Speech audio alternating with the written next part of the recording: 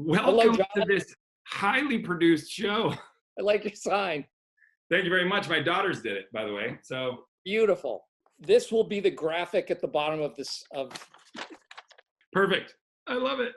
John Krasinski just dropped some much-needed good news, and a virtual reunion with his The Office co-star Steve Carell was just the beginning.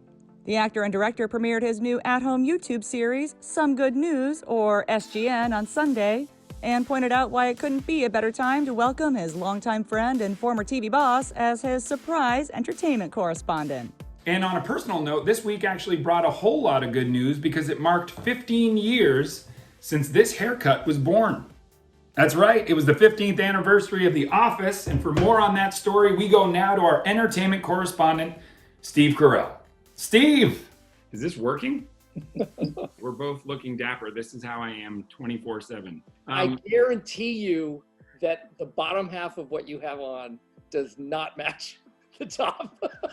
John and Steve reflected on some of their favorite memories from their time on the now classic sitcom and expressed appreciation for how beloved it continues to be.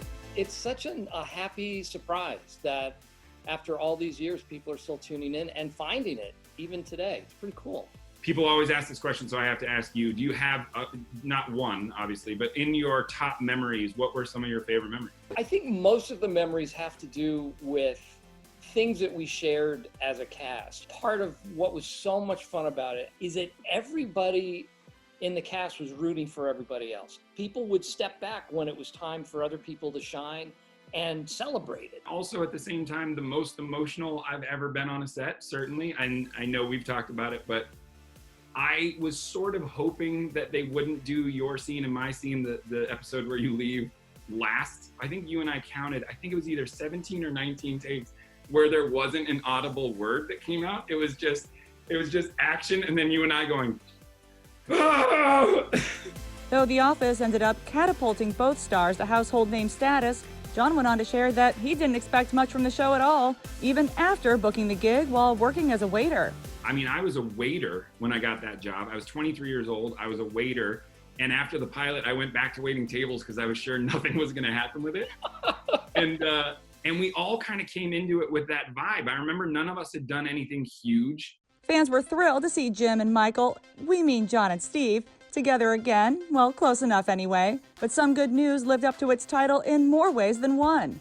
John also reported on feel-good stories we could all use more of right now. From citywide and, yes, socially distanced celebrations of healthcare workers to simple yet heartfelt acts of giving back one-on-one. The 40-year-old also acknowledged that he's not the only celebrity to share positivity during what's been an overwhelming time for so many, giving a sly shout-out to a couple fellow A-listers who have also done their part.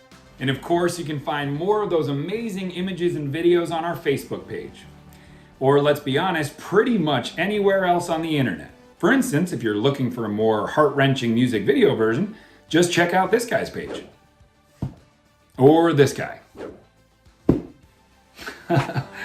There's no such thing as too much good news, right? John certainly doesn't think so. And it's great to see the dad of two keeping busy. His and wife Emily Blunt's latest film, A Quiet Place Part 2, pushed back its original March 20th release date as coronavirus concerns increased, making it one of the first major studio projects to do so before movie theaters closed across the country.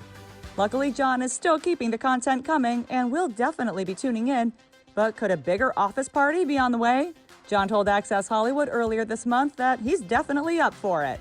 I think that I think I'm too overwhelmed by the fact that people keep watching it and are still connecting to it in a way that is so, I don't know, profound. I think that, to me, I hope it's because of the same reason we made it, which is you can see a little piece of yourself or a piece of your own coworkers in every one of the characters, so that there's a part of it that feels immediately familiar. But you can't really make fun of your boss to his face, so you might as well go watch a show that makes fun of their boss to his face. So I don't know, things like that. I'm blown away. I mean, the other thing is that the age of the fans that we have keeps dropping. I was just at an airport and a 4-year-old came up and was like, "Love The Office," and I was like, "What? Do you even know how to use the remote to play? I don't even understand what's happening right now." Let's get the gang back together. I would love it. I would love it.